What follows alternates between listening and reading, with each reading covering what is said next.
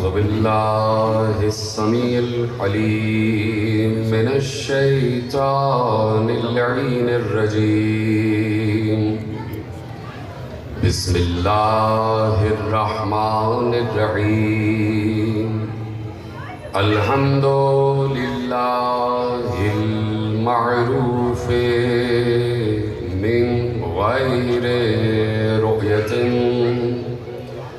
والخالق من غير روية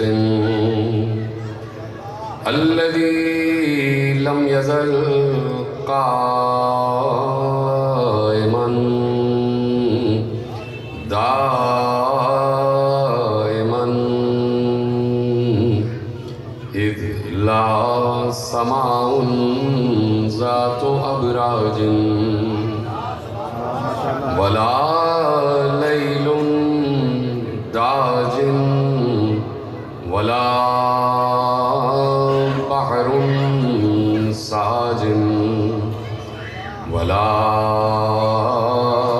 أرض ذات مهاد ولا خلق ذو اعتماد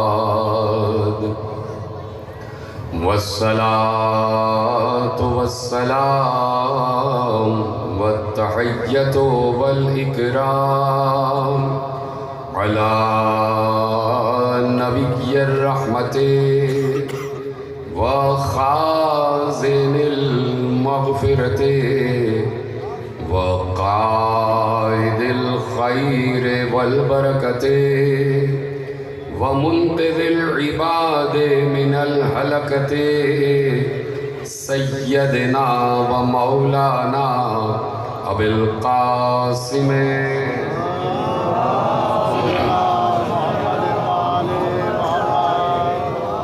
وأهل بيته الطيبين الطاهرين المعصومين المظلومين المنتخبين المنتجبين الذين أذهب الله عنهم الرجس وطهرهم تطهيرا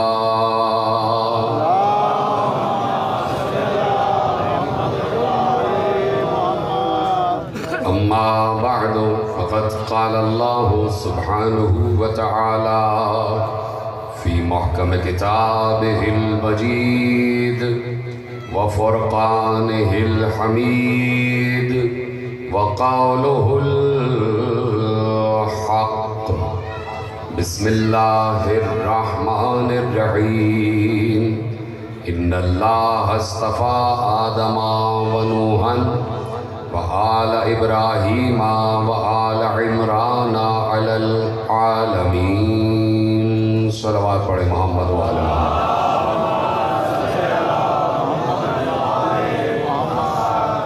پروردگار عالم جو اس پوری کائنات کا عظیم خالق و مالک ہے، اس کا یہ ہم پر احسان عظیم ہے، اور اس احسان کے عوض اس کی جتنی بھی حمد کی جائے کم ہے کہ اس نے ہمیں یہ شعور عطا فرمایا ہے اور یہ یقین عطا فرمایا ہے کہ ہم جب سے سانسیں لے رہے ہیں ہم اس عقیدے پر قائم ہیں کہ ہم اللہ کے چنے ہوئے کو مانتے ہیں، دنیا کے چنے ہوئے کو نہیں مانتے۔ ہمیں علم ہے کہ اللہ جب چنتا ہے، اللہ جب انتخاب کرتا ہے تو وہ صرف دنیا کے لیے نہیں ہوتا بلکہ عالمین کے لیے انتخاب ہوتا، اور دنیا جسے چنتی ہے وہ اپنے اپنے علاقوں کے لیے چن لیتی ہے، اپنے اپنے حلقوں کے لیے چن لیتی ہے۔ تو ہمیں چھوٹے چھوٹے حلقوں والے پسند نہیں ہیں،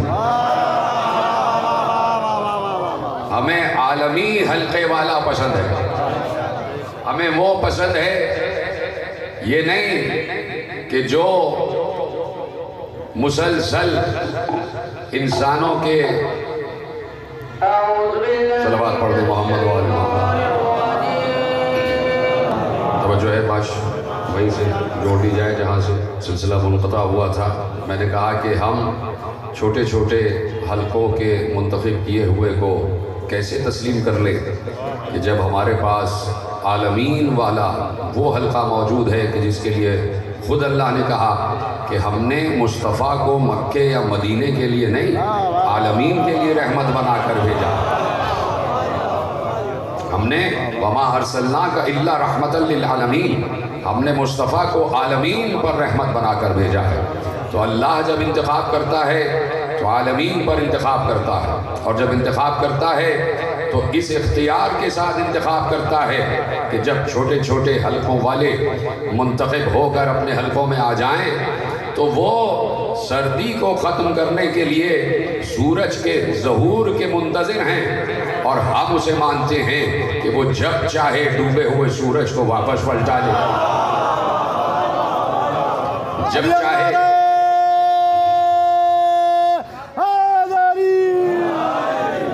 توجہ ہے نا آپ کی میرے عزیزو؟ اللہ نے بھی انتخاب کیا، اور اللہ نے ایسے انتخاب کیا کہ اللہ نے ووٹ نہیں ڈلوایا۔ میرے ساتھ یہ کہیں اور بیٹھے، اللہ نے ملائکہ سے یہ نہیں کہا کہ میں اپنا ایک نمائندہ کھڑا کر رہا ہوں اور تم دیکھو کہ اگر تمہیں وہ پسند ہے تو اس کو ووٹ ڈال دینا۔ اللہ نے معصوم ملائکہ کو بھی یہ اختیار نہیں دیا کہ میری مرضی کا جو ہادی ہو وہ میری ہی مرضی سے آئے گا، تمہیں پسند ہو یا نہ پسند ہو، تم چاہو یا نہ چاہو، ہم نے انتخاب کر لیا۔ ملائکہ معصوم کو بھی اللہ نے یہ اختیار نہیں دیا کہ اے ملائکہ میں نے دنیا بنائی ہے، میں نے زمین بنائی ہے، تو تم بتاؤ اپنے اپنے نمائندے کھڑے کرو۔ کہیں اللہ نے یہ کہا کہ بھائی زمین میں نے بنا دی ہے اور اب اس کا خلیفہ کون ہوگا، ذرا تم اپنے اپنے نمائندے کھڑے کرو؟ تو حضرت جبرائیل بھی کھڑے ہو گئے ہوں نمائندے کے طور پر، حضرت اسرافیل، حضرت عزرائیل، حضرت میکائیل، حضرت دردائیل، حضرت سرسائیل، کہیں بھی آپ کو نہیں دکھائی دیتا۔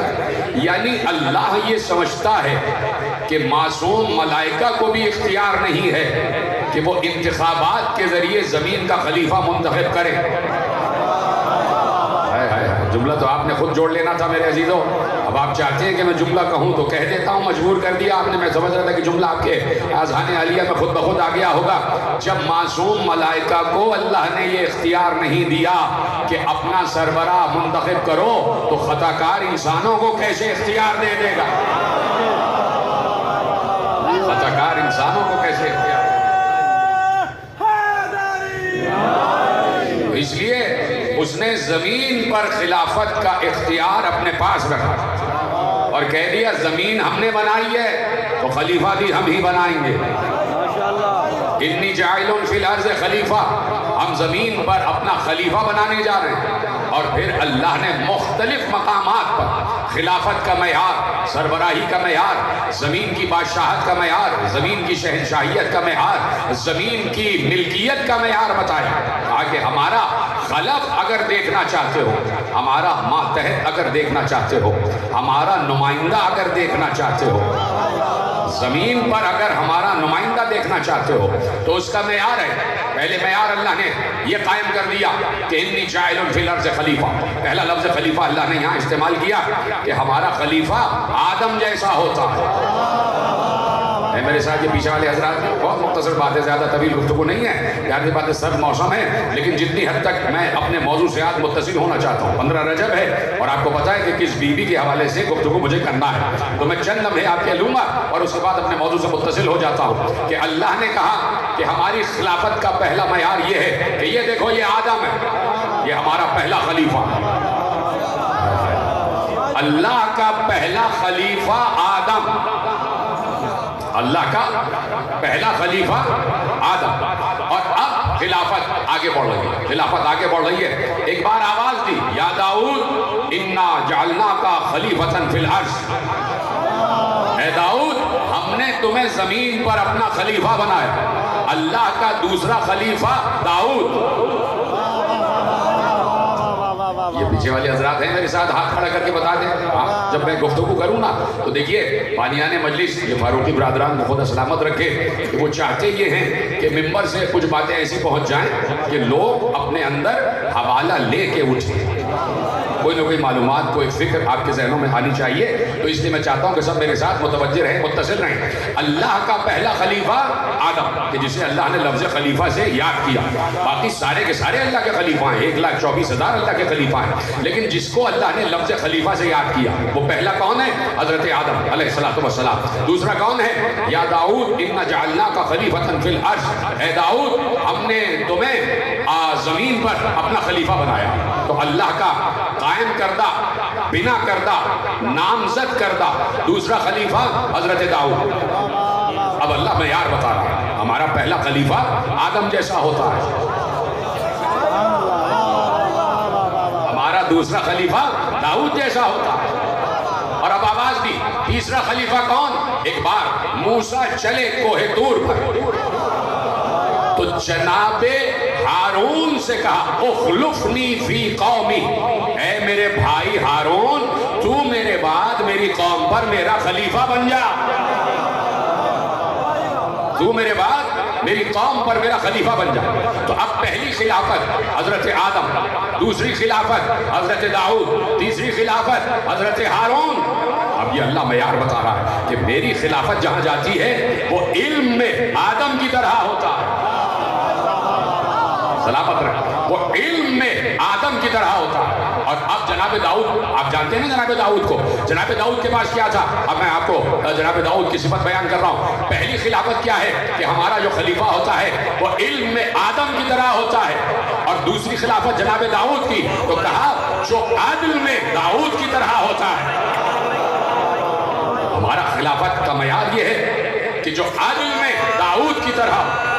اور تیسری خلافت جناب ہارون کے پاس, اور جناب موسیٰ کی خلافت جناب ہارون کے پاس. ہماری خلافت کا ایک معیار یہ ہوتا ہے کہ وہ اپنے بھائی نبی کی مثل ہوتا ہے.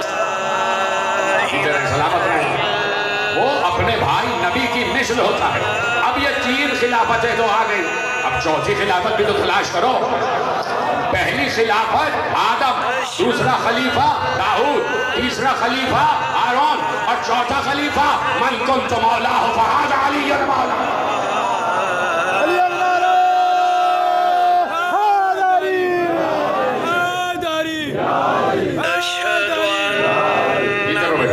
توجہ فرمائیے آپ نے, یہ ہے ہماری خلافت کا بیان. اور اب اللہ نے مزید معیارات دیے. یہ معیار کس لیے دیا؟ یہ ہم جیسی عوام کے لیے دیا. جب بار 5 سال بعد 4 سال بعد انتخابات شروع ہو جاتے ہیں تو اللہ نے معیار دیا کہ بھائی ہم نے تمہیں بھیڑ بکریاں نہیں بنایا. صلی اللہ علیہ وآلہ تم وہ نہیں ہو اولئک کالانعام بل ہم اضل, یہ ان کی طرح ہیں کہ یہ جانور ہیں بلکہ ان سے بھی زیادہ بگڑے ہوئے ہیں. نہیں, ہم نے تمہیں بھیڑ بکری نہیں بنایا, ہم نے تمہیں عقل سے نوازا, اور پھر ہم نے تمہیں قرآن جیسی کتاب دے دی اور رسول جیسا شارح دے دیا.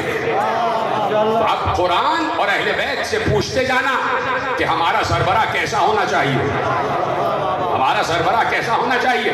تو علی نے سربراہی کا معیار عطا فرمایا, اور علی سے پہلے پیغمبر اکرم اپنے دور میں مملکت اسلامیہ کے سربراہ بھی ہیں اور نبی بھی ہیں. دیکھیے نبوت و حکومت ایک ہی چیز کے 2 نام ہیں. نبوت و حکومت کو الگ نہ کرنا. اگر نبوت و حکومت الگ ہو تو حضرت سلیمان کو کبھی بھی حکومت نہ ملتی. یعنی حکومت کے ساتھ شعور خداوندی ہونا بہت ضروری ہے.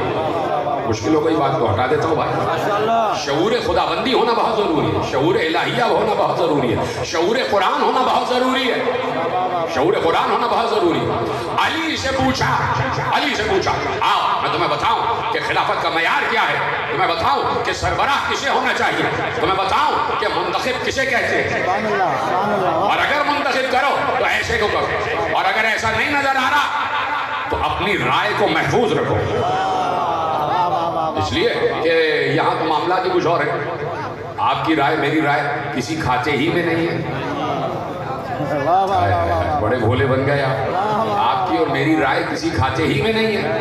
جو بھائی جان کا دل چاہے, جو بڑے بھائی کا دل چاہے, جسے چاہے بنا دے. لیکن بہرحال ہم معیارات بتاتے رہیں گے, ہم معیارات بتاتے رہیں گے. علی جا رہے ہیں اور علی چوتھے خلیفہ, چوتھے خلافت کی منزل پر, جو ظاہری خلافت ہے علی کی, اس دور کی بات کر رہا ہوں کہ علی جا رہے ہیں اور علی بیٹھ گئے ایک مقام پر چلتے چلتے. حضرت عبداللہ ابن عباس نے پوچھا کہ مولا یہ کیوں بیٹھ گئے؟ کہا کہ پاؤں کی جو جوتی ہے اس کا ایک ٹانکا ٹوٹ گیا, خود اپنی جوتی کو سی رہا ہے علی. پیچھے والے حضرات سن رہے ہیں کہ ایسے بیٹھے ہیں, تفریح کے لیے آئے ہوئے. اپنی جوتی کو, کون علی؟ مملکت اسلامیہ کا سربراہ علی, مملکت اسلامیہ کا سربراہ علی اپنی جوتی بیٹھ کے خود ٹانک رہے. حضرت عبداللہ ابن عباس نے کہا کہ مولا اس جوتی میں بہت زیادہ پیوند لگ گئے, بہت زیادہ پیوند لگ گئے, یہ جوتی بہت خستہ ہو گئی ہے, یہ نالین بہت پرانی ہو گئی ہے, تو اسے تبدیل کر لیجئے, کوئی دوسری جوتی لے لیجئے. اب سنیں گے آپ علی نے کیا جواب دیا, میرے ساتھ سننے کے تیار ہیں؟ علی نے کیا جواب دیا؟ ایک بار علی نے اپنی جوتی اپنے ہاتھ میں اٹھائی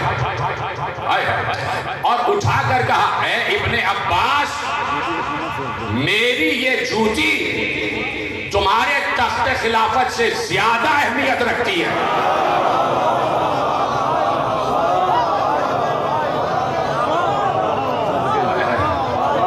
خلافتوں کا افضل من شس هذه النعل, تمہاری خلافت میری اس جوتی سے زیادہ نہیں ہے, تمہارا یہ تخت خلافت علی کی پیر کی جوتی سے زیادہ نہیں ہے.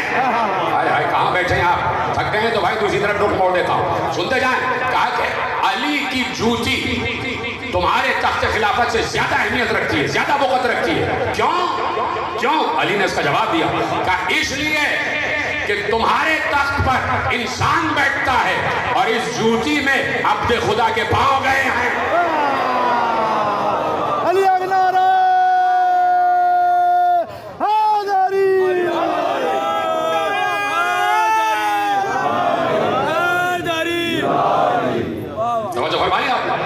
اس جوتی میں عبد خدا کے پاؤں گئے, یعنی اللہ کا ولی اور اللہ کا قائم کردہ سربراہ, اس کو اپنی عبودیت پر ناز ہونا چاہیے.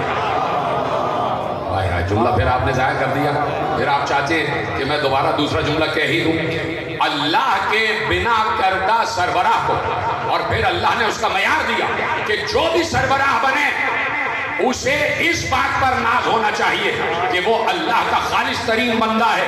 اسے اپنی کرپشن پر ناز نہیں ہونا چاہیے, اسے اپنی لوٹ مار پر ناز نہیں ہونا چاہیے. بھئی یہاں تو جو جتنا بڑا کرپٹ ہے اتنی جلدی اسمبلی میں آ جاتا ہے, لیکن یہاں تو معیار کچھ اور ہے.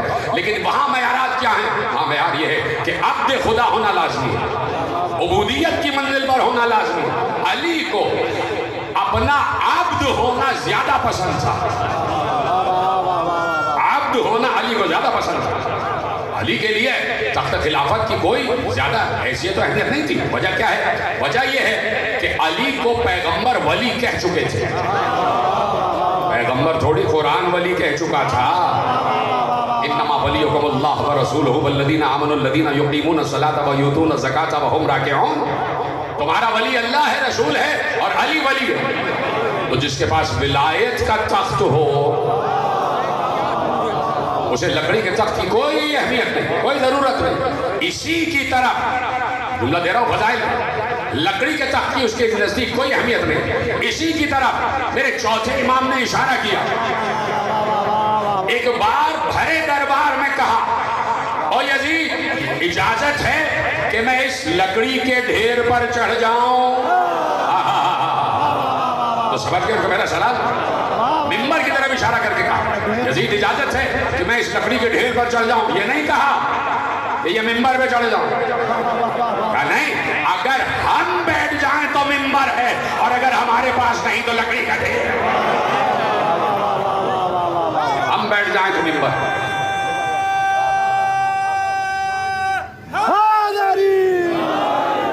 اور اگر ہمارے پاس نہیں تو لکڑی کا ڈھیر. تو اب وارثان علم रसूल है और उनका मर्तबा बराबर है कुरान के। सुभान अल्लाह, सुभान अल्लाह, सुभान अल्लाह। मैंने रुक के जुमला कहा तो आप भी चुप हो गए। मर्तबा बराबर है कुरान के। अगर ऐसा ना होता तो पैगंबर कभी ये ना कहते कि मैं तुम में 2 सकलैन छोड़कर जा रहा हूँ।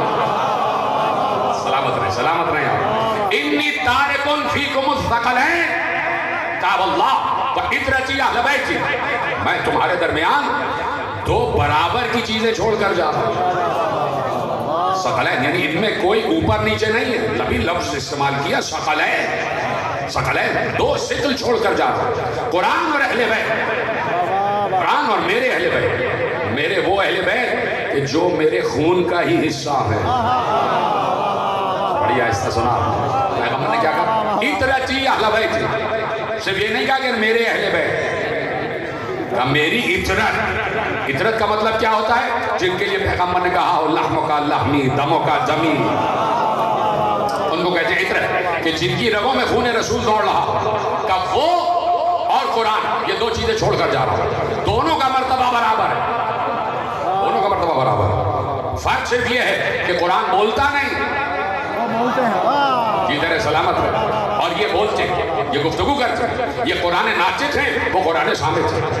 बच्चे बचपन से सुन रहे हैं ना भाई ये बातें कि कुरान कुरान सामित है और अहले बैत कुरान नाचित है। बोलता हुआ कुरान, बोलता हुआ कुरान। अब चूंकि पैगंबर ने कह दिया था कि बोलता हुआ कुरान, तो जरूरी था, मसाइब नहीं फजाइल का जुमला है और इस पे हाथ उठा के दाद देना। अब चूंकि पैगंबर ने कह दिया था कि बोलता हुआ कुरान, तो पैगंबर की जबान की लाज रखना चाहिए, इसलिए हुसैन नेज़े पर बोल रहे। अली अगनारा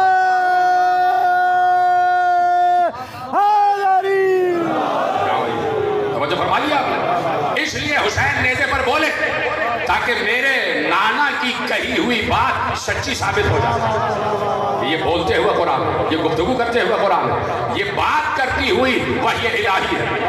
तो पैरेलल दोनों का मर्तबा बराबर है। इसलिए कहा ये 2 चीजें छोड़कर जा रहा हूं, एक कुरान, एक अहले बैत। तन्हा कुरान नहीं, तन्हा कुरान नहीं। इसलिए कि अगर तन्हा कुरान छोड़ के जाए, तवज्जो है, तन्हा अगर कुरान छोड़ के जाते तो फिर कुरान के साथ भी वही होता जो तौरात और इंजील और ज़बूर के साथ हुआ। तन्हा कुरान को छोड़कर नहीं करे, उम्मत के हवाले कुरान को करके नहीं करे, जैसे चाहना अपनी मर्जी से कुरान समझ लेना। खुतबा गदीर उठा के पढ़िए, पैगंबर ने यही कहा था जब कह दिया मन कुंतु मौला फहदा अली मौला, तो उसके बाद अली की फजीलत बयान करते हुए कहा अगर अब मेरे बाद तुम्हारी समझ में कुरान की कोई आयत ना आए तो अली से पूछना। अरकान इस्लामी पूछना हो, शरीयत की बातें पूछना हो, फिक्र की बातें पूछना हो, मसाइले अरकान इस्लामी पूछने हो, ये अली है। अली के पास मेरा सारा इल्म मौजूद है। अली को इल्म रसूल पर नाज था, अली वारिस इल्म रसूल है, तभी तो अली ने सलूनी कहा अगर किसी और को भी जबान चुसाई होती तेरा रजब को तो वो भी कह देता सलूनी। अली ने कहा सलूनी। अब ये है वारिसाने इल्म रसूल, वारिसाने इल्म कुरान। तो अब कुरान तो हो जाता है बातों का खामोश, इसलिए कुरान इतरत के साथ छोड़ कर गया। देखो अपनी तरफ से मनमानी तावीलें ना करना, सुभान अल्लाह, सुभान अल्लाह। जिसने मेरा जुमला महफूज किया, अपनी तरफ से मनमानी तावीलें न करना, खबरदार। कुरान ने कह दिया कि हमने 2 किस्म की आयतें उतारी हैं। वल्लज़ी अंज़ल अलैकल किताब मिन्हु आयातुम मुहकमातुन हुन्ना उम्मुल किताब व उखरु मुतशाबिहातुन फअम्मल लज़ीना फ़ी क़ुलूबिहिम ज़ैग़ुन फ़यत्तबिऊना मा तशाबहा मिन्हु इब्तिग़ाअल फ़ितना वब्तिग़ाअ तावीलिही वमा यअलमु तावीलहु इल्लल्लाहु वर्रासिख़ूना फ़िल इल्म। कहा कि हमने 2 किस्म की आयतें उतारी हैं, एक मुहकम, एक मुतशाबिह। तो जिनके दिलों में टेढ़ होता है ना, जिनके दिलों में कजी होती है, जिनके दिलों में साजिशें पल रही होती हैं, वो मुहकम को छोड़कर मुतशाबिह के पीछे पड़ जाते हैं और मनमानी तावीलें करते हैं। من مانی تعبیر. اب یہ من مانی تعبیروں کی اجازت نہیں ہے. ہمارے ہاں قرآن کی کسی بھی آیت کی تفسیر اس وقت تک حرام ہے جب تک اس میں معصوم کا کوئی قول شامل نہ ہو. ہمارے یہاں معصومین نے بتایا تفسیر بالرائے حرام ہے. تفسیر بالرائے حرام ہے. ہمارے علماء کو دیکھ لیجئے, سب نے معصوم کے اقوال کے مطابق تفسیر قرآن کی ہے. تفسیر بالرائے, تفسیر بالرائے, تفسیر بالرائے, سمجھے؟ تفسیر بالرائے کا دوسرا نام ہے قیاس. قیاس ہمارے یہاں باطل ہے. قیاس باطل ہے. قیاس ہو ہی نہیں سکتا, اس لیے کہ معصوم نے کہہ دیا تھا کہ سب سے پہلا قیاس شیطان نے کیا تھا. سب سے پہلا قیاس شیطان نے کیا. جب پیغمبر کے اقوال موجود ہیں تو پھر کسی کے قیاس کی ضرورت نہیں ہے, پھر کسی کے تفسیر بالرائے کی ضرورت نہیں ہے. تو دو گرا قدر چیزیں چھوڑ کے گئے ہیں میرے ساتھ سارے کے سارے, ایک قرآن, ایک اہل بیت. اب جو اہل بیت بتائیں وہی تفسیر ہے قرآن کی, اس لیے کہ میں نے ان تک اپنا علم منتقل کیا. پیغمبر بتا رہے میں نے ان تک اپنا علم منتقل کیا. کوئی کہہ سکتا ہے کہ امت تک بھی تو علم منتقل کیا تھا, کہہ سکتا ہے 23 سال پیغمبر نے مسجد نبوی کے منبر پر بیٹھ کر قرآن کی آیتوں کی تفسیر بیان کی ہے, تو یہ بھی تو علم منتقل ہوا, دوستوں تک بھی تو کیا. کوئی کہہ سکتا ہے کہ دوستوں کو بھی تو علم دیا, تو ہم کہیں گے کہ فرق ہے بھائی اور نوازوں اور بیٹی کو جو علم دیا جیسے دیا اس میں, اور دوستوں کے علم دینے میں فرق ہے.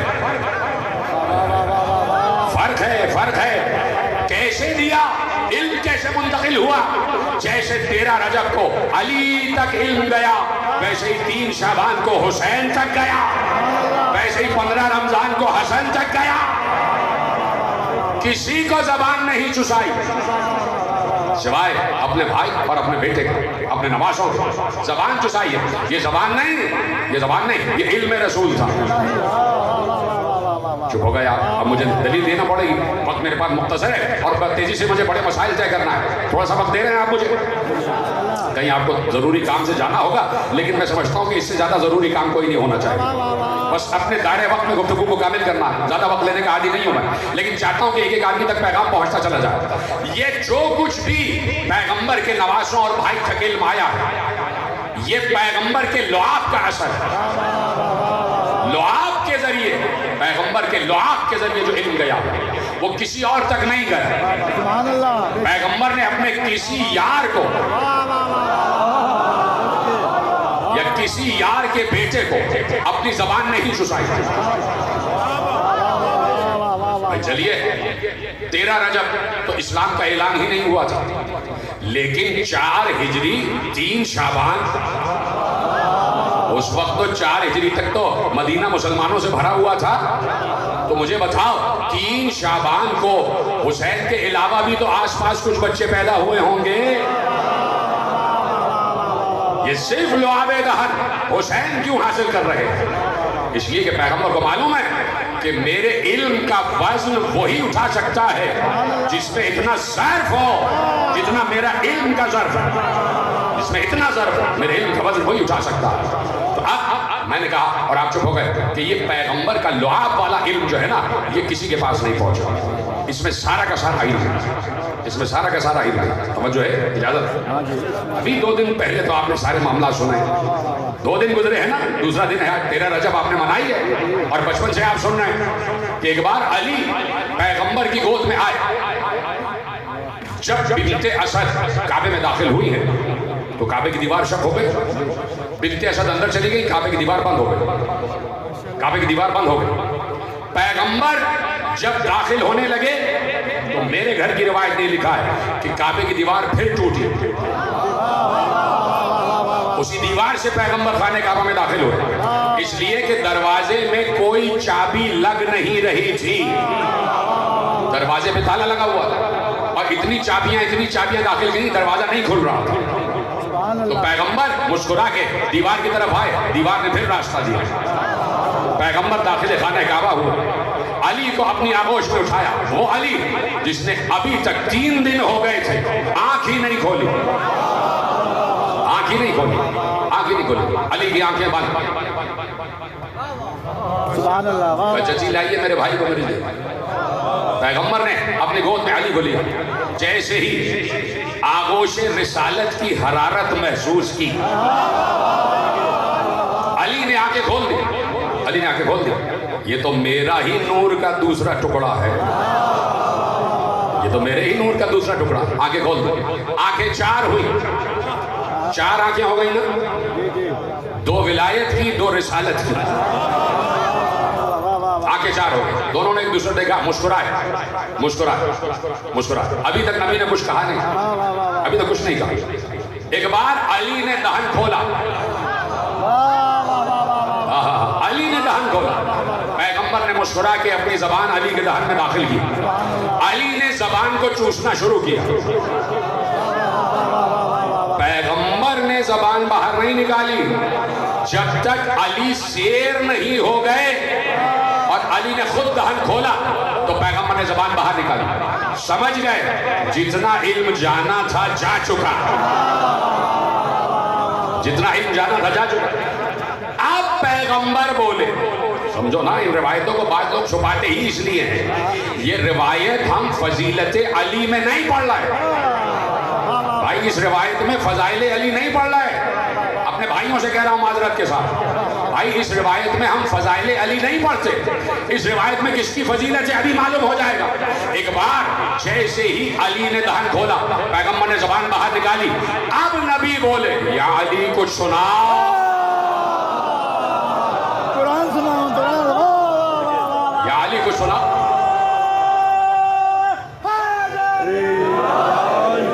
یا علی کچھ سناؤ. تو اب علی بتائیں گے کہ علم رسالت کیا ہے. نہیں, جملہ اور ذرا آگے بڑھا دو. علی بتائیں گے کہ لعاب رسالت کیا ہے. اس لعاب رسالت میں کیا ہے. جیسے ہی کہا یا علی کچھ سناؤ, تو ایک بار علی مخاطب ہوئے, گویا ہوئے. یہ کیسے ہو سکتا ہے کہ رسول حکم دے اور کوئی اس کا اتباع نہ کرے, اور کوئی بھی نہیں, علی اتباع نہ کرے. رسول کہہ رہے یا علی کو سناؤ. ایک بار علی گویا ہو, یا رسول اللہ, سبحان اللہ, سبحان یا رسول اللہ. ابھی تو رسالت کا اعلان بھی نہیں ہوا. یا رسول اللہ کہنا سنت علی ہے. یہ جتنے بھی انسان آج تک یا رسول اللہ کہہ رہے, یہ سب علی کی سنت پر عمل کرتے ہوئے. توجہ فرمائیے گا, بالکل موضوع سے متصل ہونے والا ہوں. صرف چونکہ آپ خاموش ہوئے تو مجھے گوشہ آپ کے حوالے کرنا پڑ رہا کہ یا رسول اللہ کیا سناؤ. توریت کہے تو توریت, زبور کہے تو زبور, انجیل کہے تو انجیل, اور قرآن کہے تو قرآن. یعنی علی نے بتایا, او بے خبر مسلمانوں, یہ لعاب رسول نہیں ہے. اس لعاب میں توریت بھی ہے, انجیل بھی ہے, زبور بھی ہے, قرآن بھی ہے. اس لعاب میں چاروں کتابوں کا علم موجود ہے. اور علی نے توریت بھی سنائی, زبور بھی سنائی, انجیل بھی سنائی, اور قرآن بھی سنائی. اور قرآن کی آیت سورہ مومنون کی سنائی, قد افلح المومنون. وہاں سے علی نے قرآن کی آیتیں سنائی. چاروں کتابوں کی آیتیں علی نے تلاوت کی. اب میں نے کہا نا, یہ فضیلت علی نہیں پڑھ رہے ہم, یہ فضیلت رسول ہے. بھائی یہ روایت فضیلت رسول ہے کہ علی نے بتایا. فضائل رسول کا یہ گوشہ ہے کہ لعاب دہن رسول میں ہر علم موجود ہے. اب جیسے ہی علی نے چاروں کتابوں کی آیت تلاوت کر دی, سنیں گے, رسول کی گود میں ہے نا علی, اور چاروں کتابوں کی آیتیں تلاوت کر رہے ہیں. جب آیتیں تمام کر دی, تلاوت تمام کر دی, تو اب رسول نے کہا یا علی, اگر موسیٰ ہوتے تو کہتے علی تم نے مجھ سے بہتر توریت پڑھی ہے. اگر داؤد ہوتے تو کہتے علی تم نے مجھ سے بہتر زبور پڑھی ہے. اگر عیسیٰ ہوتے تو کہتے علی تم نے مجھ سے بہتر انجیل پڑھی ہے. رسول نے کیا کہا, اگر موسیٰ ہوتے تو یہ کہتے, اگر داؤد ہوتے تو یہ کہتے, اگر عیسیٰ ہوتے تو یہ کہتے. اس کا مطلب ہے کہ موسیٰ اپنے دور میں توریت پڑھ رہے تھے, رسول سن رہا تھا. عیسیٰ اپنے دور میں انجیل پڑھ رہے تھے اور مصطفیٰ سن رہے تھے. زبور اپنے دور میں داؤد پڑھ رہے تھے اور مصطفیٰ سن رہے تھے. تبھی تو کہا کہ میں ان تینوں نبیوں کی تلاوت کی گواہی دیتا ہوں. تو اب یہ ہے قرآن اور یہ ہے اہل بیت، اور یہ سارا کا سارا علم اہل بیت کے پاس ہے. تو جو احترام قرآن کا ہے وہی احترام اہل بیت کا ہے. سبحان اللہ. میرے ساتھ جو احترام قرآن کا ہے وہی احترام اہل بیت کا ہے. بھائی اہل بیت میں 14 معصومین کو تو آپ جانتے ہیں کہ اول سے لے کے اور آخری تک کیا مرتبے ہیں، کیا احترام ہے، کیا فضیلت ہے، کیا رفعت ہے، کیا فضائل ہے، کیا معجزات ہیں، کیا صفات ہیں، سب کو جانتے ہیں. پہلے سے لے کے آخری تک 14 کے 14 کو آپ جانتے ہیں. اور جیسے ان کا نام آتا ہے آپ کے دلوں کا سر جو ہے وہ سجدے میں جھک جاتا ہے. آپ کے قلب کا جو فرق ہے وہ سجدے میں جھک جاتا ہے. اتنا احترام ہے نا. ہمارا احترام یہ ہے کہ ہمارے سامنے معصوم کا نام آ جائے ہم جھک کے درود پڑھتے ہیں. یہ ہے ہمارا احترام ہے. پہلے کا نام آیا، دوسرے کا، تیسرے کا، چوتھے کا، پانچویں کا، چھٹے، ساتویں، آٹھویں، نویں، 10ویں، 11ویں، 12ویں، ہمیں پتہ ہے احترام کیا ہے. اب ان سے پوچھو، ان 14 سے پوچھو کہ ان کی نگاہ میں احترام قرآن کیا ہے. ان کی نگاہ میں احترام قرآن کیا ہے. ان کی نگاہ میں احترام قرآن وہی ہے جو پیغمبر کی نگاہ میں احترام وحی الہی تھا. اب جملہ دے رہا ہوں، ہے میرے ساتھ سارے، اور یہ جملہ ضائع نہیں ہونا چاہیے. دیکھیے ایک عام انسان، شریعت کا ایک اصول ہے، شریعت کی ایک شک ہے کہ جب انسان کوئی قرآن پڑھ رہا ہو، ایک تو پہلا شک یہ ہے کہ جب کوئی نماز پڑھ رہا ہو تو اسے سلام نہ کرنا، اس لیے کہ جواب سلام واجب ہو جاتا ہے. تو نماز پڑھتے ہوئے کو سلام نہیں کرنا، ٹھیک ہے. اور جو قرآن پڑھ رہا ہو، تو جو قرآن پڑھ رہا ہے وہ ویسے ہی بیٹھا رہے گا اگر اس کے سامنے کوئی کتنا ہی بڑا انسان کیوں نہ آ جائے. جو قرآن پڑھنے والا ہے وہ بیٹھا رہے گا، اس کے احترام میں کھڑا نہیں ہوگا، اس لیے کہ وہ بہت بڑا کلام پڑھ رہا ہے، وہ اللہ کا کلام پڑھ رہا ہے. تو عام انسان کے لیے یہ حکم ہے کہ جب قرآن پڑھے تو کسی کے احترام میں کھڑا نہ ہو. سبحان اللہ. واہ واہ واہ واہ واہ واہ واہ. پتہ نہیں پہنچ رہے ہیں کہ نہیں پہنچ رہے. پہلے میرے ساتھ آ جائیں، یہ بات پہنچ گئی نا آپ تک. عام انسان کے لیے یہ حکم ہے کہ جب ایک عام انسان قرآن پڑھ رہا ہو تو وہ کسی کے احترام میں کھڑے نہیں ہوگا، اس لیے کہ قرآن پڑھ رہا ہے، وہ بڑا کام کر رہا ہے، ٹھیک ہے. تو پھر معصوم جو ایک عام انسان کے لیے واجب ہوتا وہی معصوم کے لیے اوجب ہوتا. تو پھر معصوم پر بھی کسی کا احترام واجب نہیں. ایک عام انسان جب قرآن پڑھ رہا ہے تو وہ کسی کے احترام میں کھڑا نہیں ہوگا، اور جب معصوم قرآن پڑھ رہا ہو تو وہ تو اور کھڑا نہیں ہوگا، اس لیے کہ ایک تو قرآن پڑھ رہا ہے اور پھر خود سب سے بڑا ہے. بھائی خود معصوم ہے نا، خود اللہ کا خلف ہے، خود امام ہے، خود ولی ہے. ایک تو قرآن پڑھ رہا ہے اور پھر ولی ہے، تو وہ کسی کے احترام میں کھڑے نہیں ہوگا، معصوم کسی کے احترام میں کھڑے نہیں ہوگا. لیکن ایک بار روایت نے لکھا کہ میرا مولا حسین قرآن کی تلاوت کر رہا تھا بیٹھے ہوئے. میرا مولا حسین اپنے گھر میں بیٹھے ہوئے قرآن کی تلاوت کر رہا تھا کہ ایسے میں سامنے سے علی کی بڑی بیٹی زینب آ گئی. جیسے ہی زینب آئی حسین نے قرآن کو چھوڑا، زینب کے احترام میں کھڑے ہو گئے. ایسی آسانی سے سنو گے بھائی، میں نے فضیلت انبار لگا دی آپ کے سامنے. زینب کے احترام میں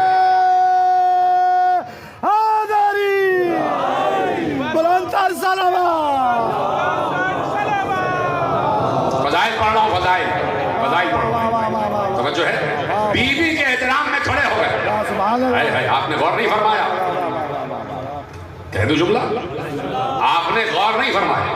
مجھ سے بانیہ نے مجلس میں کہا کہ بیوی کے فضائل پڑھنے ہیں، اس لیے کہ لوگ وہاں تک آج تک پہنچے نہیں ہیں. تو ظاہر سی بات ہے آپ کو ویسے ہی سننا ہے جیسے آپ علی کے فضائل سنتے ہیں. شہزادی کا مرتبہ کوئی کم نہیں ہے، صرف ام المصائب ہی نہیں ہے، ام الفضائل بھی ہیں. ہے کوئی بیوی کے ذکر پر بولنے والا؟ خاموش کیوں بیٹھے؟ صرف ام المصائب نہیں، ام الفضائل بھی، ام الفضائل بھی. اب یہ کوئی معمولی میں نے روایت آپ کے حوالے نہیں کی کہ حسین جیسا بولتا ہوا قرآن اس قرآن کی تلاوت کر رہا ہے کہ جو سارا کا سارا قرآن وحی الہی ہے. اور اس ناطق قرآن کو دیکھو کہ وہ قرآن کی تلاوت کو چھوڑ کر اگر کسی کے احترام میں کھڑے ہو رہا ہے تو حسین نے بتا دیا، ہائے ہائے ہائے، حسین نے بتا دیا کہ قرآن اور زینب کا احترام برابر ہے۔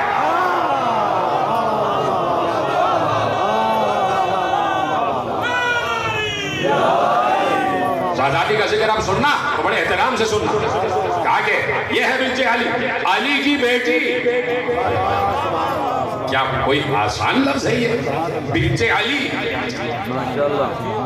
نہیں سمجھ رہے آپ؟ بنت علی، صرف علی کو نام کی حیثیت سے نہ لو، صرف علی کو نام کی حیثیت سے نہ لو، پہلے علی کے معنی معلوم کرو۔ سبحان اللہ۔ علی کے معنی معلوم کرو کہ علی کے معنی کیا ہے، لفظ علی کے معنی کیا ہے۔ تو لغت عرب نے لکھا علی کے معنی کیا ہے، لغت عرب نے لکھا ما لیس فوق الشیء، علی اسے کہتے ہیں جس سے اوپر کوئی شے نہ ہو۔ جی ہیں سلامت رہیں آپ، خدا کو شاد و آباد رکھیں۔ علی اسے کہتے ہیں جس کے اوپر کوئی چیز بلند نہ ہو، اس کی بیٹی ہے زینب۔ جیتے رہے، جو مجھے داد دے رہے ہیں میں ان کو سلام کر رہا ہوں، اس لیے کہ بی بی کے ذکر پر ایسے ہی بولنا چاہیے۔ آپ نے بہت کم فضائل سنے ہوں گے لیکن بی بی کا فضیلت سنتے ہوئے بولنا ضروری ہے۔ اس علی کی بیٹی جس کے اوپر کوئی نہیں سوائے اللہ کی، سوائے اللہ۔ لغت عرب نے معنی لکھے ہیں تو میں کیا کروں؟ علی کے معنی جس سے اوپر کوئی بلند نہ ہو، اتنا بلند کہ کوئی اور بلندی اس سے بلند نہ ہو۔ اگر کوئی اور بلندی اس سے بلند ہو جائے گی تو پھر وہ علی ہوگا۔ سلامت رہے، پھر وہ علی ہو جائے، یعنی علی سے بلند کوئی نہیں۔ یہ دو کے ہی نام ہیں، علی نام کے سینکڑوں گزر گئے، ہزاروں گزر گئے۔ اس مجمع میں بھی بہت سے لوگ علی نام کے بیٹھے ہوں گے، ہے کہ نہیں؟ تو نام ہونا الگ ہے اور اس میں با مسمہ ہونا الگ ہے۔ تو اپنی فضیلتوں کے اعتبار سے سب سے بلند علی نام کے دو ہی گزرے، یا آسمانوں والا یا ابو طالب کا بیٹا۔ علی اکبر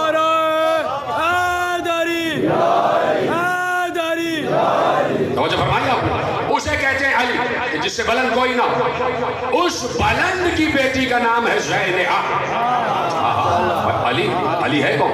علی نے فخریہ ہر مقام پر، دیکھیں میں نے اسی لیے جملہ کہا کہ علی کو اپنا بندہ ہونے پر ناز ہے۔ علی اس بات پر ناز کرتے کہ میں عبد ہوں، میں عبودیت کی منزل پر، میں اللہ کا بندہ ہوں اور میں اس کو سجدہ کرتا ہوں۔ علی کو اپنے سجدوں پر ناز ہے، علی کو اپنی نمازوں پر ناز ہے، علی کو اپنی عبادتوں پر ناز ہے۔ اور پھر علی نے کہہ بھی دیا کہ پروردگار یہ میرا مقام فخر ہے کہ تو میرا خدا ہے، اور یہ میرا مقام شکر ہے کہ میں تیرا بندہ ہوں۔ یہ میرے لیے بڑی عزت کی بات ہے کہ تو میرا خدا ہے۔ تو یہ وہی کہہ سکتا ہے جو اسے پہچانتا ہو۔ بڑی آسانی سے سنیے بھائی، یہ جملے وہی کہہ سکتا ہے جو اللہ کو پہچانتا ہو، اور اللہ نے علی کو کوئی معمولی عہدہ نہیں دیا۔ علی کو اللہ نے قرآن میں خلیفہ نہیں کہا، خلیفہ نہیں کہا۔ کوئی کہہ سکتا ہے کہ بھائی خلیفہ کیوں نہیں کہا علی کو؟ ابھی تو میں نے 3 خلیفوں کے نام لے دیے، حضرت آدم، حضرت داؤد، حضرت ہارون، ٹھیک ہے؟ علی کو اللہ نے قرآن میں خلیفہ نہیں کہا۔ کیوں بھائی علی کو خلیفہ کیوں نہیں کہا؟ کہہ دیتا تو آیت ہو جاتی اور بات بڑی جم جاتی۔ بخاری صاحب، فاروق صاحب، پھر کسی دلیل کی ضرورت نہ رہتی، قرآن میں کہہ دیتا علی خلیفہ۔ کیوں کہہ دیتا بھائی؟ اللہ نے کہا، میں ذرا آہستہ سے کہہ رہا ہوں، آپ آہستہ سے نہیں سنیے۔ اللہ نے یہ قدرت کی فکر ہے جو آپ کے حوالے کر کہ پروردگار نے علی کو قرآن میں خلیفہ نہیں کہا، اس لیے نہیں کہا کہ اللہ یہ چاہتا تھا کہ جو میرے پاس منصب ہے وہ علی کے پاس جائے۔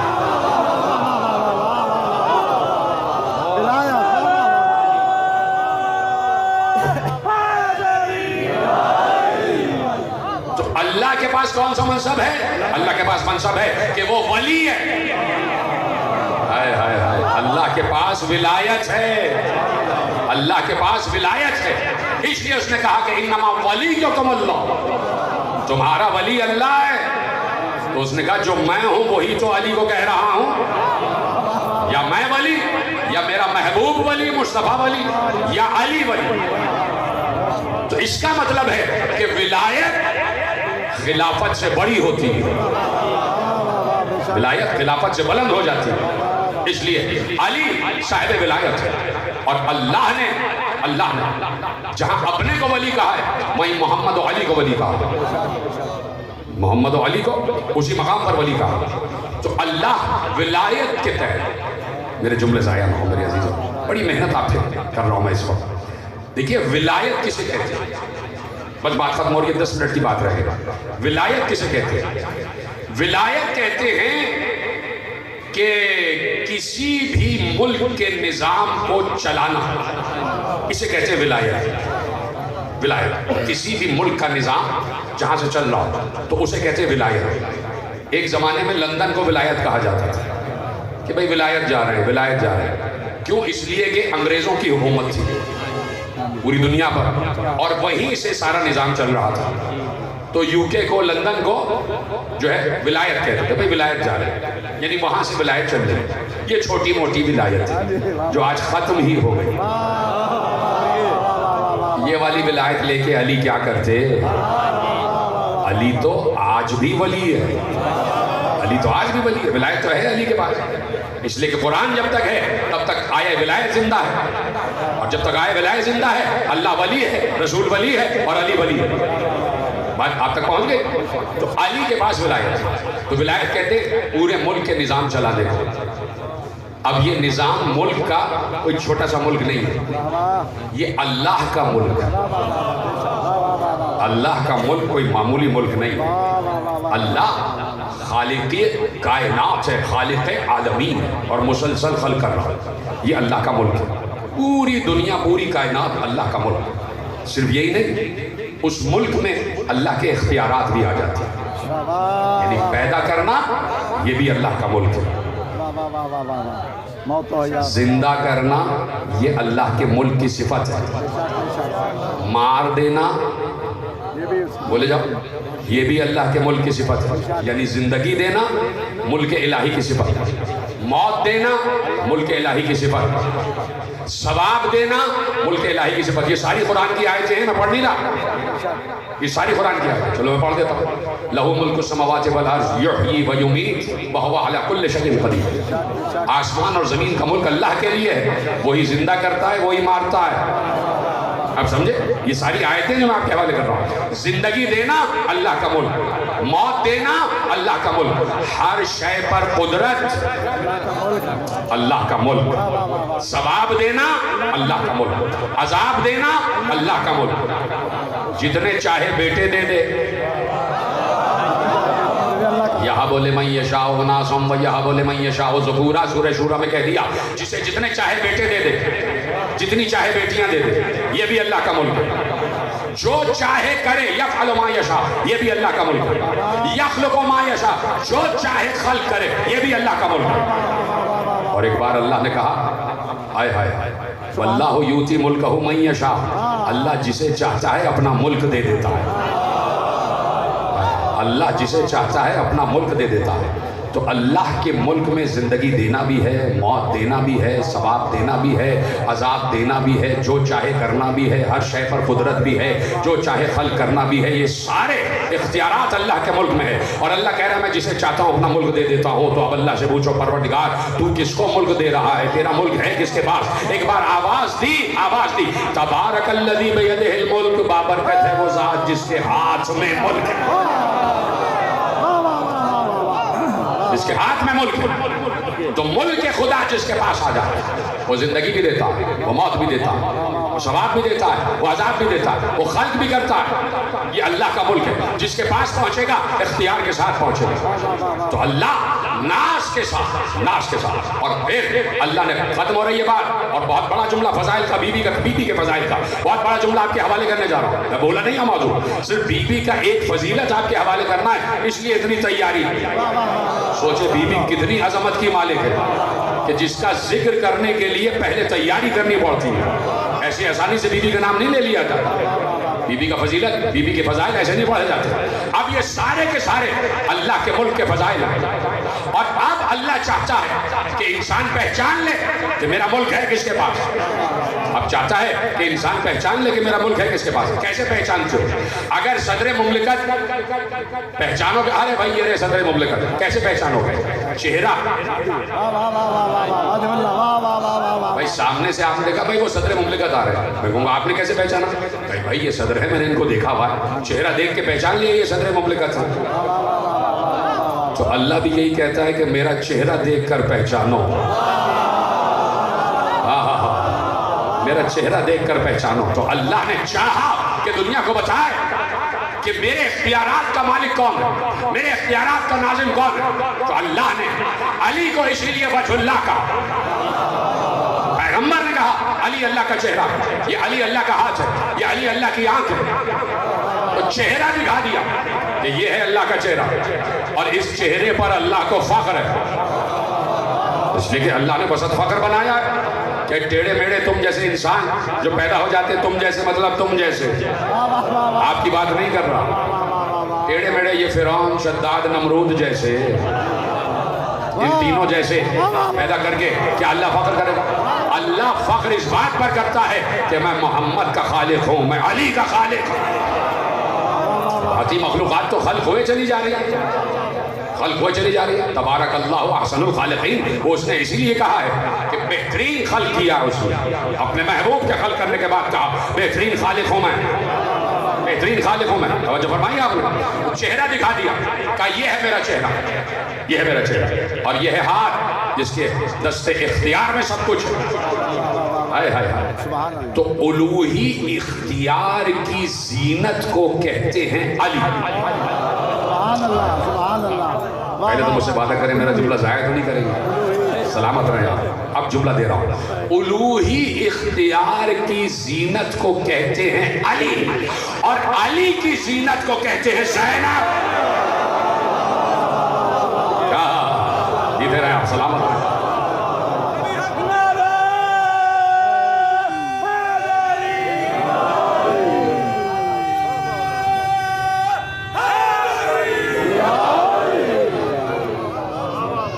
جو اپنے باپ کی زینت ہو، جو اپنے باپ کی زینت، ہر بیٹی اپنے باپ کی زینت نہیں. ہر بیٹی جیتے رہے سلامت رہے. کسی باپ نے یہ نہیں کہا کہ یہ میری بیٹی میری زینت ہے، اور کسی باپ نے نہیں کہا. باپ تو اور بھی گزرے بھائی، باپ کو ابو کہتے ہیں نا. توجہ ہے. اب بی بی کا نام اللہ نے رکھا، یہ زینب ہے، یعنی یہ اپنے باپ کی زینت ہے، یعنی علی کی زینت ہے. علی کی زینت ہے، علی کی زینت کو زینب کہتے ہیں. کائنات میں دو ہی بیٹیاں ایسی گزری ہیں جو اپنے باپ کی زینت کہلائیں. سلامت رہے، سلامت رہے. کائنات میں دو ہی بیٹیاں ایسی گزری ہیں جو اپنے باپ کی زینت کہلائیں. یا تو مصطفیٰ کی بیٹی سیدہ جسے ام ابیہا کہا گیا، یا زینب جسے زینب کہا گیا، یا بنت علی.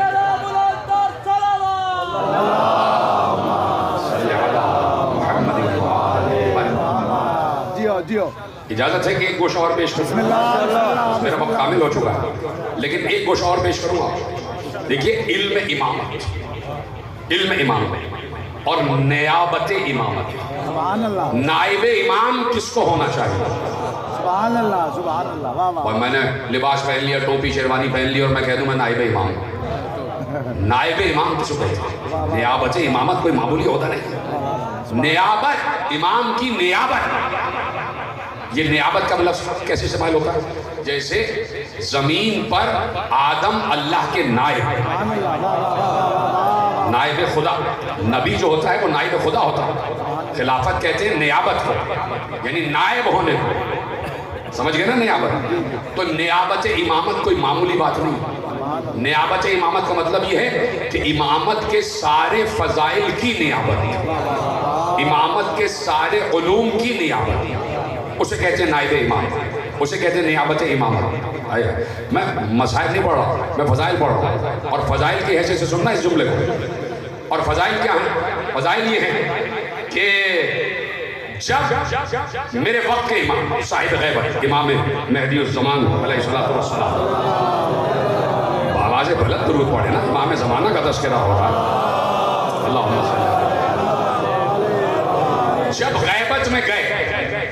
غیبت میں گئے تو اس وقت جو غیبت صغریٰ ہے، 5 برس کی غیبت ہے نا امام کی، ظہور سے جو بیچ کا 5 برس گزرا ہے، جب غیبت صغریٰ ہے، تو اس عرصے میں جب امام حسن عسکری اسلام کا انتقال ہو چکا، شہادت ہو چکی، اس عرصے میں امام تو غیبت میں ہیں، تو لوگ کیسے ان سے ملاقات کریں، کیسے مسائل حل کریں، کیسے پوچھیں؟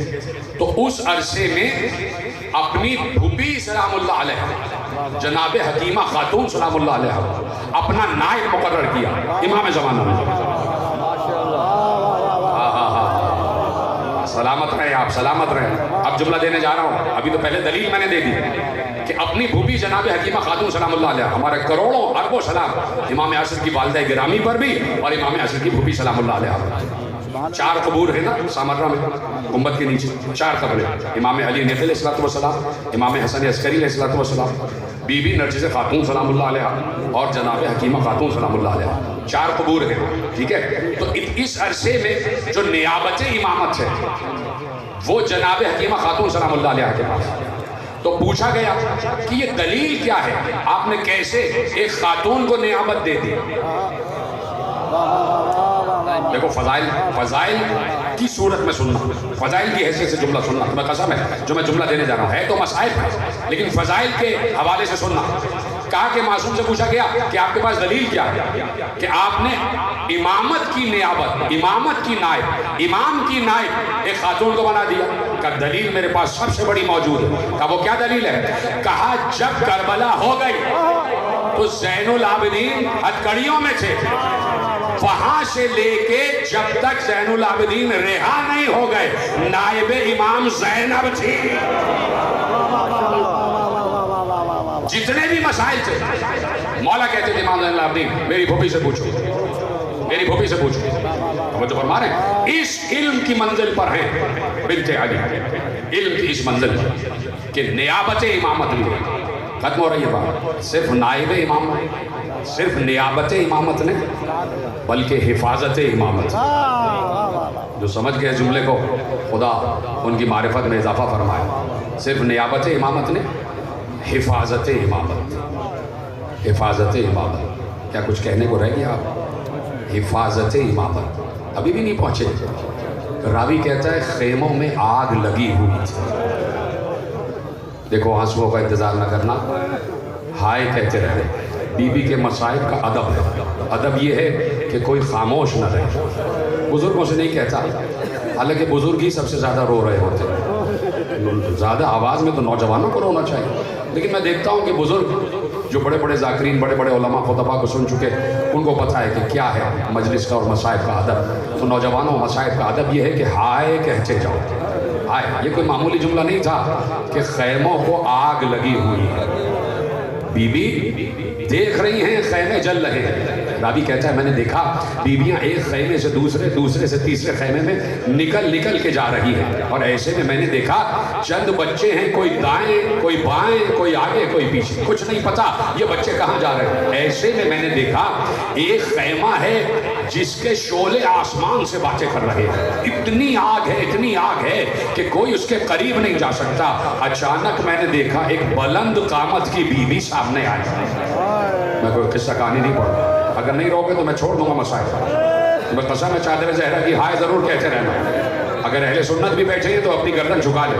میں ان محترم اہل سنت بھائیوں سے کہتا ہوں کہ ہمارے یہاں کا ادب یہی ہے کہ اگر رونا نہیں آتا تو گردن جھکا دو، اور اگر رونا آتا ہے تو پھر ہائے حسین ہائے زینب کہتے جاؤ۔ وہ کہتا ہے ایک خیمے میں اتنی آگ لگی ہوئی تھی کہ میں نے دیکھا ایک بلند قامت کی بیوی اس خیمے کے بالکل قریب آ کر کھڑی ہو گئی۔ بار بار وہ چاہتی تھی کہ خیمے کے اندر جائے، لیکن خیمے کے شعلے بھڑک رہے تھے۔ وہ پھر پیچھے آ جاتی اور پھر جاتی۔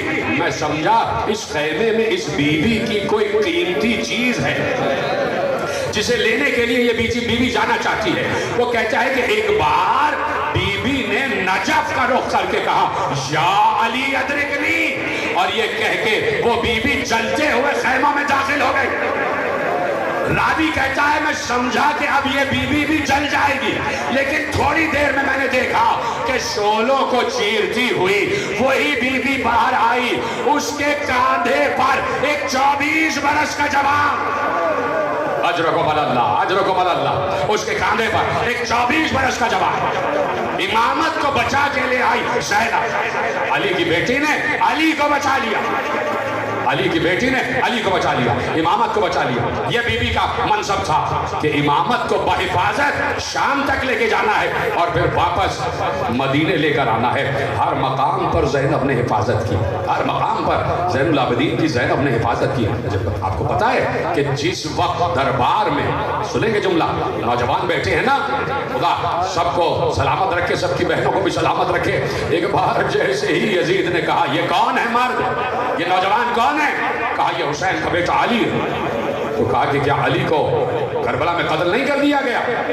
تو علی بن حسین نے کہا کہ وہ میرا بھائی علی تھا, میرے بابا حسین نے سب بیٹوں کے نام علی رکھے, میں بھی علی ہوں, علی بن حسین ہوں. جب 2-4 جملے امام زین العابدین نے آیتوں کے پڑھے تو ایک بار یزید نے کہا قتل کر دو, زین العابدین کو قتل کر دو, علی بن حسین کو قتل کر دو. ایک بار ویسے ہی ہاتھ بندھے ہوئے زینب, رسیوں سے ہاتھ بندھے ہوئے, بے اختیار بھتیجے سے لپٹ گئی اور تیز آواز میں کہا او حاکم, اس سے پہلے کہ تو میرے بھتیجے کو قتل کرے پہلے تجھے علی کی بیٹی کو قتل کرنا پڑے.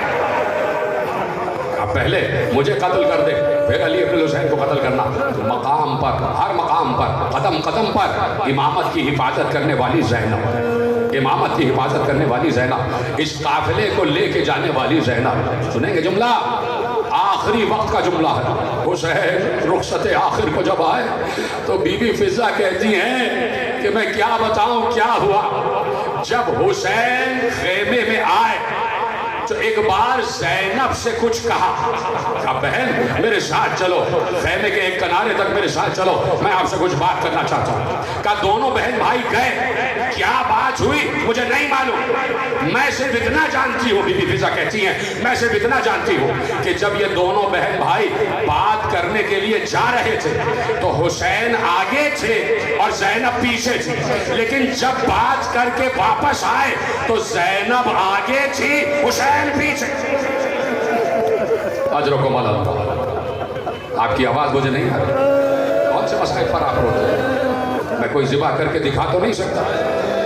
آپ کا اپنا مزاج ہوگا کہ آپ ذاکرین کے مسائل سنتے ہوں گے, لیکن یہ مسائل وہ ہیں کہ جو میرے مولا زین العابدین نے بیان کیے, جو مسائل ہیں کہ جو مقتل نگاروں نے لکھے ہوئے ہیں. زینب آگے تھی, حسین پیچھے تھے, اور کسی نے لکھا کہ گویا حسین نے زینب کو آگے اس لیے کیا, نہیں پڑھتا جملہ, پتہ نہیں اس جملے کا ادب کرو گے یا نہیں کرو گے. دیکھو اگر نہ بھی ہو تو ہائے ضرور کہہ دینا, اس لیے کہ بڑا کڑا جملہ پڑھنے جا رہا ہے. علماء مقاتل نے لکھا کہ زینب کو اس لیے آگے کیا کہ حسین زینب سے کہہ رہے تھے کہ زینب میرے بعد تمہیں قافلہ شام تک لے جانا ہے, تمہارے ہاتھوں میں رسیاں بندھیں گی, تمہارے سر پر چادر نہیں ہوگی. اے بہن ذرا مجھے چل کے تو دکھاؤ کیسے قافلے کو لے کر جاؤ. ماتم میرے عزیزوں, بیوی کے مصائب ایسے نہیں سنے جاتے. آج بیوی کی شہادت کا دن ہے تو رونے کا حق ادا کرو. زینب مجھے بتاؤ کہ کیسے قافلے کو لے کر جاؤ. تو زینب کے ذمے کر دیا پورا قافلہ, وہ قافلہ جو حسین لے کر آئے تھے وہ زینب کے حوالے کر دیا. زینب اب تم جانو اور یہ قافلہ جانے, تم جانو اور یہ کاروان جانے. زینب ہم اپنا حق ادا کر گئے. زینب ہمارا گلا کٹ کے نو کے سینہ پر آ جائے گا, بہن تمہیں برداشت کرنا ہوگا. تمہارے ناکے کے برابر میں میرا سر کٹا ہوا چلے گا, بہن تمہیں برداشت کرنا ہوگا. سکینہ کو تمہارے سامنے تماچے لگیں گے, بہن تمہیں برداشت کرنا ہوگا. زین العابدین کو تمہارے سامنے تازیانے مارے جائیں گے, بہن تمہیں برداشت کرنا ہوگا، بہن تمہارے سر سے چادر چھینی جائے گی، بہن برداشت کرنا ہوگا۔ ہر مقام پر زینب نے کہا بھیا میں برداشت کروں گی، بھیا میں برداشت کروں گی، بھیا میں برداشت کروں گی۔ لیکن ایک مقام وہ آیا جہاں زینب کی برداشت ختم ہو گئی۔ نہیں ایسے نہیں، ایسے نہیں، ہائے اپنی زبانوں سے ہائے بلند کرو۔ ایک مقام وہ آیا کہ زینب کی برداشت ختم ہو گئی، اور کون سا مقام تھا؟ مقام یہ تھا کہ قافلہ گزر رہا ہے، لٹا ہوا قافلہ گزر رہا ہے، بازار کوفہ سے قافلہ گزر رہا ہے، چھت پر ایک عورت کھڑی ہوئی تھی، خدا اس پر لعنت کرے، اس نے پتھر اٹھایا، کیا ابھی بھی پڑھنے کے لیے کچھ رہ گیا ہے؟ اس نے پتھر اٹھایا اور پتھر مارا، اور پتھر کا نشانہ سر حسین تھا۔ کٹے ہوئے سر حسین کی پیشانی پر پتھر آ کر لگا، حسین کی پیشانی سے لہو بہنے لگا۔ زینب سے برداشت نہ ہوا، ایک بار بندھے ہاتھوں کو چاہا کہ اٹھائے اور اللہ سے بددعا کرے۔ فوراً حسین نے کہا زینب نانا کی امت، زینب نانا کی امت کے لیے بددعا نہ کرنا۔ زینب نے اسی وقت اٹھے ہوئے ہاتھ نیچے کر دیے۔ میرے بھائی تجھ سے وعدہ کیا، نانا سے وعدہ کیا ہے، میں اس امت کے لیے دعا کرتی جاؤں گی۔ ایک ایک ستم اٹھایا زینب نے، ایک ایک مصیبت اٹھائی زینب نے۔ تھک گئے، چلو آخری منظر سن لو، آخری منظر سن لو۔ اگر مصائب کا حق ادا کر دیتے تو میں شہادت ہی پڑھ دیتا، لیکن آخری منظر سنو۔ زینب لٹ کے مدینے واپس آ گئی، اپنا کاروان لٹا کے زینب رہا ہو کے اپنے نانا کے دیش میں واپس آ گئے، پردیسی دیش میں آ گئے، بے وطن وطن میں آ گئے، پورا مدینہ امٹ کر آ گئے۔ مسجد نبوی میں قناتیں لگا دی گئی، اہل حرم کو قناتوں کے پیچھے بٹھا دیا گیا، باہر مردوں کا مجمع ہے، زین العابدین کو سب پرسہ دے رہے ہیں۔ اہل ابن الحسین تمہیں تمہارے بابا کا پرسہ، اہل ابن الحسین تمہارے بھائی علی اکبر کا پرسہ، اہل ابن الحسین تمہارے بھائی قاسم کا پرسہ، سب کا پرسہ دے رہے۔ کتنے رہ گئے تھے، کتنے رہ گئے تھے؟ تم یہ تو سوچتے ہو نا کہ 64 بچے تھے، لیکن جب قافلہ واپس آیا ہے تو صرف ایک بچہ رہ گیا تھا، 5 برس کا محمد باقر۔ یہ سارے بچے راہوں میں مارے گئے نا، سارے بچے راہوں میں مارے گئے۔ ان میں سے چند بیویاں بھی تھیں کہ جو راستے ہی میں جن کی شہادت ہوئی، چند بیویاں لٹی ہوئی واپس آ گئی۔ بی بی ام لیلہ سلام اللہ علیہ، بی بی ام فروہ سلام اللہ علیہ، بی بی ام رباب سلام اللہ علیہ، بنت علی، چھوٹی بنت علی، سب یہ آگے قنات کے پیچھے بیٹھے ہوئے، ایک ایک عورت آ رہی ہے اور بی بی زینب کو پرسہ دے رہی ہے۔ بی بی زینب سینہ و سر پیٹ کر منہ پر تماچے مار مار کے اپنے بھائی کو یاد کر رہی ہے، فاطمہ کے بیٹے کو یاد کر رہی ہے۔ ایسے میں شور ہوا، بی بی اور راستہ دو، بی بی اور راستہ دو۔ کہا کیا ہوا؟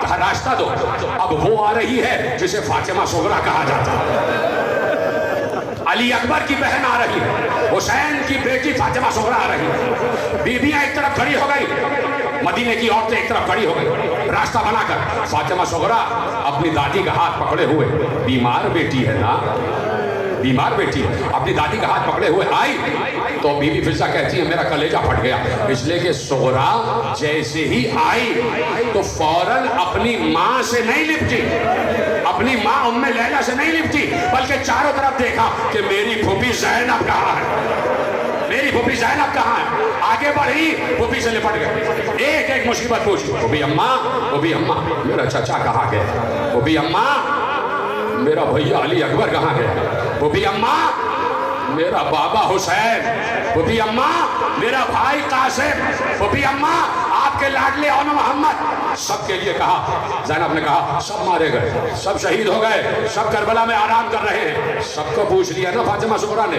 ایک بار صغرا اٹھی، اب کچھ پوچھا نہیں، اب اٹھ کے کبھی ام رباب کی گود دیکھ رہی ہے، کبھی ام لیلہ کی گود، کیا سن رہے ہو، کبھی زینب کی گود۔ اب زینب نے پوچھا صغرا کیا دیکھ رہی ہو؟ کہا پھوپھی اماں میرا بھیا علی اصغر، میرا بھیا علی اصغر۔ لپٹا لیا صغرا کو، لپٹا لیا، کہا صغرا علی اصغر بھی کربلا میں آرام کر رہا۔ ختم ہو گئی بات۔ آخری جملہ جس کے لیے زحمت دے رہا ہوں، آخری منظر، تمہیں قسم ہے چادر زہرا کی، اب اس سے بڑا میرے پاس کوئی واسطہ نہیں ہے، تمہاری آواز گریہ رکنی نہیں چاہیے، اتنا بڑا منظر پڑھنے جا رہا ہوں۔ ایک عورت جو بنی ہاشم کی رشتہ دار عورت، وہ آئی، آ کر بی بی زینب سے لپٹ گئے، بی بی کے ہاتھ چومے، بی بی کے ہاتھ چومے. جیسے ہی بی بی کی کلائیوں پر نگاہ پڑی تو کلائیوں پر زخم تھے، زخم سے تازہ لہو بہ رہا تھا.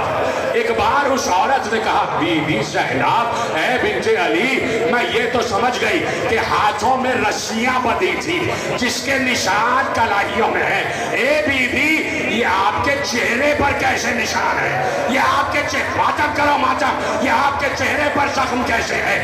ایک بار زینب نے روتے ہوئے کہا مجھے بچاؤ، جب تمہارے منہ پر کوئی پتھر مارتا ہے تو ہاتھوں سے روکتی ہو نا. ارے میرے ہاتھ جو پسے پشت بدے تھے، پتھر مارے جا رہے تھے. میرا سر، میری پیشانی، میرے رخسار پر پتھر آ رہے تھے، کوئی بچانے والا.